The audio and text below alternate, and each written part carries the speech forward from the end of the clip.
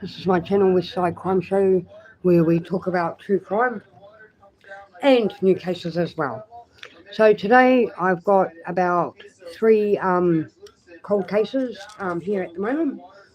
One's Derek Tank Evans Jr. Next one is Abigail Hanson, and the third one is Graham Russell Smith. So we'll get started, guys. I hope you're having a great Saturday. Well, it's Saturday over here anyway. I hope you're having a great day wherever you are. So Derek Tank Evans Jr., who disappeared in Barstow, Georgia, on about or around November the 7th, 2020. His mother, Tamara, was struggling then to gain attention for his case and to maintain contact with the law enforcement. Through she had received tips, she was unsure whether they were being fully followed up on, and rumours in the community they were swirling around. More than a year later, Tamara finds herself in the same position. She and her family have conducted numerous searches. They still have not found Derek or those responsible for his disappearance, and what Tamara believes to be his likely unaliver have not been charged. Derek Tank Evans was waiting on someone to come to his home before he was supposed to meet a friend at a nightclub that Saturday night, but he never made it. So I'll just show you a few videos about this case. Don't forget again to like, share and subscribe. It helps me to get their voices out. Right. Oh shit. Right, where are we?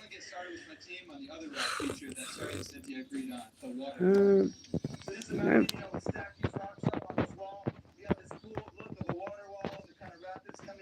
So this is Derek Evans Jr. He's been missing.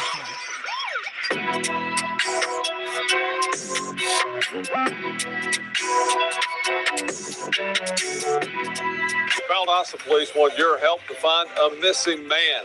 Derek Evans' family has not heard from him since November 7th.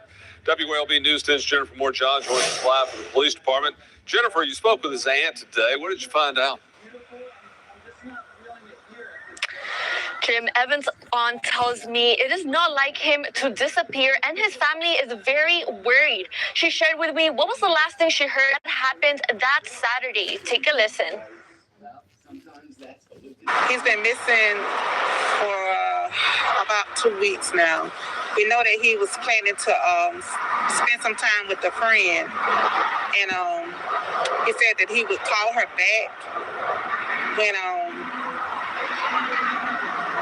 his company left. He had some company coming, and when they left, he was going to call his friend back. Hey, Chris. He never called his friend back. She says 26-year-old Derek Evans was supposed to meet up with his friend at a Valdosta nightclub that Saturday night, but never made it. She says the last anyone heard from him was when he spoke to his friend before the person coming over arrived. Jackson says no one knows what happened after that call or who he was expecting. The family posted missing person flyers around Magnolia Square apartment where Evan lives.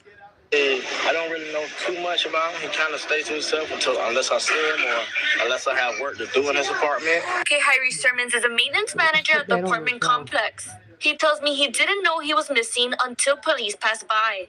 He says he never noticed anything suspicious. Sermon says in the last few weeks, family members and police have swung by a couple of times, but still no sign of Evans. The property owner also tells me Evans was a very good tenant and never had any issues. Anytime you have a loved one missing, you don't know where they're at. This is not like them to just disappear. Nobody's heard from them. It's extremely weird. His mom is. I mean, we trying to hold out hope and hope that somebody will, if they know anything, will come forward, tell us something. Because of how long he has not been seen, Chief Leslie Manahan says it's suspicious and they have detectives following up on all the information they receive. If you have seen Evans or have any information on where he might be, you can contact Valdosta Police Department, and that number is at the bottom of your screen. In Valdosta, Jennifer Moore John, WAOB. So it makes me wonder about this case, actually, because he was always a good tenant in that, you know, so it kind of, like, it sounds like he was, like, a good person, but some people, they just want to mess with the wrong people. and like, you know, hurting the wrong people, eh? Now, I don't have to my brother's come on, sorry. Right, we'll have a look at this one. This is his family anyway, guys. Hey, what is this? It looks great. It costs $100, right? No, not that. Oh. Well, today a Valdosta family is no closer to answers about their missing loved one. Good evening and thank you for joining us at 6. I'm Carla Heath Sands. 26-year-old Derek Evans Jr. was reported missing on November 7th of 2020. His mother says he was waiting on someone to come to his home before he was supposed to meet a friend at a Valdosta nightclub that Saturday night, but he never made it. WALB News 10's Brittany Blake spoke to his mother, who says the last time anyone to his friend before the person coming over arrived. Who's the person? 5 years. That's how long Tamara Jackson has been waiting for answers about her son's disappearance. That has led to sleepless nights, unanswered questions, and a family forever changed. Derek Evans Jr., known as Tank by his family, vanished without a trace, leaving his loved ones not just heartbroken, but isolated and guarded in ways they never imagined. This has really changed our life, you know, and it's hurt me. I just want closure. Where my baby at? Whatever happened or whatever, all that'll come. Just give us closure so we can go on with life. Jackson and her family have conducted searches, passed out flyers, and on Tank's 31st birthday in April of this year, a billboard was placed in Rimerton with hopes that it would lead to answers. We haven't gotten anything good out of, you know, the billboards, which I appreciate them. They're still not saying that regardless of whatever we do, nobody's still not saying that. WAOB spoke with Valdosta Police earlier this year, and investigators said the search has led across multiple jurisdictions, but there is still no answer to why or how Evans disappeared. His mother says that she, her children, and close family members miss Tank's laugh, outgoing spirit, and his dancing. If you hear anything, you know anything, you don't have to reach out to me. Reach out to the detective. Reach out to someone. Reach out to you. Anybody. You know what I'm saying? I don't care if it's a stranger on the streets. If you feel like leaving that message with that stranger would help us, help. Because we need it. This is what Derek Tank Evans Jr. looked like at the time of his disappearance. He is now 31 years old. Anyone with information on Evans' whereabouts is encouraged to call VPD at 229-293-3145 or submit a tip anonymously. Brittany Blake, WAOB, your hometown news source. Interesting, right? I'll just read what you just did. I wonder if there's any details that intrigues people. Yeah. Yes. Well, it seems a bit odd to me, like whoever's picking him up or whoever picked him up knows something about it. And they need to speak up because it's not fair on these poor families and that, you know, that have to go through the suffering of waiting and wondering, you know. Anyway, I shall carry on. Alright, what do we got? Okay, where is it? Playlist. I think it's playlist. Sorry guys, I'm just trying to find the next video to watch. Where is it? I did have it all up there, but then not that one. So I've got so much playlists because I also save my playlists for the lives. Oh god. Hold on, let me. I don't want to go all the way back there. Okay, go back home. It should be like a history.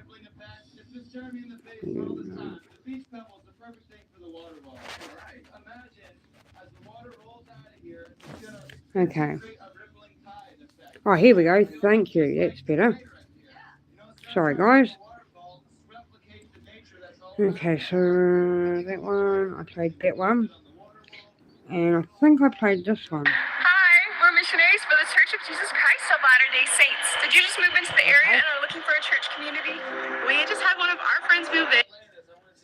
I'm Malia Thomas, your neighborhood news reporter here in Valdosta, here at the Magnolia Square apartment building, where Derek Tank Evans was last seen alive before disappearing nearly 5 years ago, and whose family now says it's time for the silence to end. The face of Derek Tank Evans Jr. is flashing across Valdosta's billboards, nearly 5 years after he vanished. Tank was last seen in November 2020 at the Magnolia Square apartment buildings, waiting for a friend whom he trusted. Since that November night, no phone calls, no sightings, no clues strong enough to bring him home. Tank's mother, Tamra Jones, says the pain of his absence is sharper with each passing day. But remembering the joy her son brought to their home keeps her going. She tells me he loved dancing. We used to get in the backyard, anyway, through the house, and we used to play Nicki Minaj, that's his favorite artist. And the whole family knew about this dance. So that's what I miss the most about him. The family has searched fields, woods, abandoned lots, fighting against the feeling that someone knows more than what they're saying. Tank's aunt, Tawanya Postal, says the family won't stop until they have the truth. So that's someone's child. That's someone's son, someone's nephew, someone's grandchild. Someone out there knows something. Someone knows what happened to Tank. And we are here today standing. We want answers. We want closure. As Tank's 31st birthday passes without him, his mother still clings to hope and refuses to let him be forgotten. Miss him. I love him. And I'm sorry for whatever happened to you, I'm sorry. The VPD has stated that they have followed up on all leads provided to the family, but no new leads have emerged thus far. In Valdosta, I'm Malia Thomas, reporting for ABC. That made me want to cry. I feel so sorry for his mother because, like something happened. Like somebody, whoever it is, somebody knows what happened that night at the nightclub. Okay? Now, even if he did trust his friend, maybe he only knew his friend for a little while. Like, there's something not right about that whole case. But anyway, we'll look more into that maybe at a later date. But my next case is Abigail Henson, I think it is, a 6-year-old girl. So we'll just have a little bit of a talk about that, and then I'll show you a couple more videos. I'll just put my screensaver on. So, anyway, back to what we were doing. And I can see your messages properly a little bit more better. Anyway, Tennessee, 1995, cold case solved, arrest shocked the community. That was going to be my title. So anyway, in 1995, Maple Creek was the kind of town where everyone knew one another's dogs by name, where kids played barefoot in the yard until porch lights flickered off, and where parents didn't worry about locked doors. That sense of safety was something people in Maple Creek prided themselves on until the night it disappeared along with 6-year-old Abigail Henson. Abby was the youngest of 2 children. Her parents, Linda and Paul Henson, lived in a modest white farmhouse on the edge of town. On that June night, dinner was grilled. Something between midnight and dawn, everything changed. Linda noticed the hallway light was still on, just before 6 a.m. She remembered the silence that felt wrong. None of Abby's feet paddled along the floor. She went to her daughter's room and saw the blanket folded. The bed was empty. Window was locked from the inside. Linda's thought was confusion. She checked everywhere, thinking maybe Abby had woken and gone to feed the cat. That's when she saw the front door. It was open, just an inch or two, and outside, lying nearby, was the stuffed rabbit. Linda's voice had turned frantic in minutes. They were shouting Abby's name. Paul grabbed his truck keys and drove down the road, calling out her name through the open window. Linda stayed behind, dialing 911. Within an hour, the Henson property was swarming with deputies from the county sheriff's office. They began searching every inch of ground between the creek and the road. Neighbours gathered at the fence line, their faces pale. Helicopters in the air, news fans, people whispering in disbelief. Volunteers combed the fields, some of them carrying lanterns, others calling at Abby until their voices cracked. Police strained to the small pond near the barn. So I'm just going to show you a couple of videos. Now this is a very old case, by the way. What's the mysterious friend? Well, exactly. I'm wondering if it's the friend. See, I'm wondering if the friend showed up with somebody else that Derek didn't know. who it was, but he trusted his friend, so he went with him anyway. I need to have a look more into that case because there's a lot of unanswered questions and there's a lot of, well, what if, say. You know what I mean? So we'll have a look at this one anyway. Here we go. Oh no, I've got it in my saved thing. Sorry, hold on. Much later. So yeah, this is Abigail. This is a little bit about her. This might be a bit of a long Over bit. 27,000 mini V8 engines for 3 simple reasons. No. Clothing, not a single trace. It was Sorry, as the if voice might Abby get a had little stepped bit off the annoying. porch and vanished into thin air. Detectives from the State Bureau arrived the next morning. They interviewed the parents separately. Both said they'd gone to bed around 10. Paul claimed he locked the doors, as he always did. Linda said she checked on Abby around 11 and saw her sleeping soundly. There was no forced entry, no broken windows, no sign of a struggle. The locks were intact. Even the dog, a beagle named Scout, hadn't barked once. To investigators, that detail stood out. If someone had taken Abby, how had they entered so quietly? And why hadn't Scout made a sound? Rumors began spreading before the second night had even fallen. People talked in hushed tones at the diner and in the aisles of the grocery store. Maybe someone from out of town had been watching. Maybe it was a drifter, a trucker, a stranger passing through. But there were other whispers too, ones that didn't make it into the papers. Some said the police had been spending an awful lot of time inside the Henson house, asking the same questions over and over. By the third day, the case had drawn statewide attention. News anchors stood in front of the Henson property, describing the missing child with rehearsed solemnity. The photo they used showed Abby in a yellow sundress, smiling with a missing tooth and holding Clover by the ear. It became the image people couldn't shake, a symbol of innocence lost. The sheriff held daily press conferences. "We're treating this as an abduction," he said, his voice flat with exhaustion. But behind the scenes, investigators weren't sure. There were no tire tracks near the porch, no footprints, other than those of the family and searchers. And when they dusted the doorknob for prints, they found only the parents and Abby's. Neighbors were interviewed repeatedly. One woman down the road claimed she'd heard a car door. This is starting to sound like it was the parents, but you can never be too sure. Slam around 2 a.m. Another insisted she'd seen a porch light flicker on and off, but nothing concrete came from it. The leads thinned out as quickly as they appeared. Meanwhile, Linda stopped sleeping. She sat in Abby's room night after night, staring at the empty bed, whispering prayers. Paul kept busy helping the search teams, driving miles of back roads, knocking on doors, leaving flyers at gas stations and churches. But every night he came home empty-handed, his face a little more hollow than before. The emotional fracture between them grew quietly. Linda blamed herself for not hearing something, for not locking the door again. I need to have a look at that. Do it more. Right. Yes, I definitely do. And I definitely will investigate more. And I'll do another live on it, Chris, so that way we can get a bit of updates on it. Because Before it doesn't bed, seem right. Paul blamed the world, the sheriff, Derek anyone who asked too many questions. But when detectives noticed inconsistencies in their timelines, Paul claiming he checked the back door before bed, while Linda said he hadn't, they began to look more closely at the people inside the house. Exactly. On the fifth day, an investigator found something odd on the porch railing. A faint handprint, smudged but small, too small to be Paul's, too wide to be Abby's. They couldn't identify it. The press never learned about it. But inside the sheriff's office, it deepened the sense of unease. Someone had been there. Someone who left no other trace. By the end of the week, Maple Creek began to change. Children were kept indoors. Porch lights stayed on through the night. The Henson house, once filled with laughter and Sunday dinners, turned into a monument of silence. As the search scaled back, the sheriff gathered his team one last time under the fading light of a Tennessee sunset. "We'll keep looking," he said, though no one truly believed it anymore. The woods had been combed, the fields cleared, the creeks dragged. There was nothing left to find.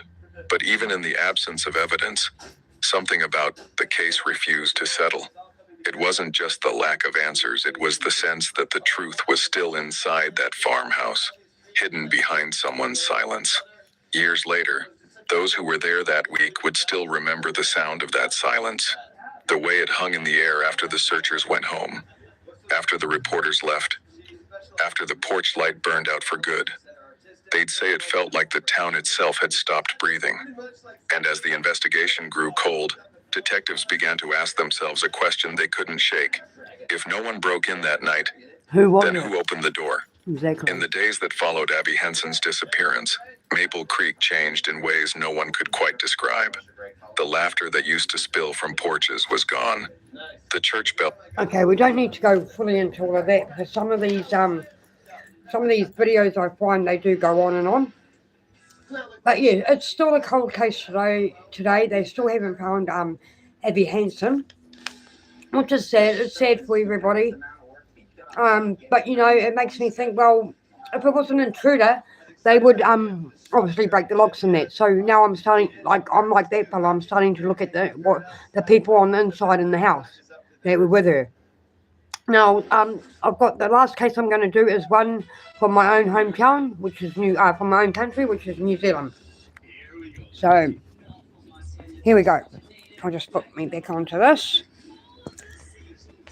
Back onto my thing, then I can probably see your guys' messages a bit better too. Alright, where are we? Here we go. Okay, so the next case we're going to do, right, I love doing these cases. I'm actually going to start doing more New Zealand cases for you guys that are not in New Zealand. Okay, so this one's about an old fella. Okay, so it's about a New Zealand Kapiti man. So Kapiti is in New Zealand, obviously. Named Graham Russell Smith, who has been missing for a year. Police are making a renewed appeal for information. 1 year on from his disappearance in a popular walking area, Graham Russell vanished while walking. Police still hoping Smith could be returned to his loved ones. The then 77-year-old was reported missing. Now, I will play a couple of videos and then I'll end the live. So it's quite a quick live. But yeah, they didn't have much on this one, on this live here. They only had a couple of videos in there. So, but yeah, I will show you it. Where are we? I have got my prescription. And it's only just recently happened too, guys, by the way. But I'm wondering, maybe he could have had dementia, gone for a walk, and yeah, really stuffed up. Oh, actually, I'll do this because I can show you all of my screen. So we'll put in Graham Russell. Oh, sorry, Russell Smith missing. There you go. And it should go to the one I want it to go to. Let's go there. Here we go.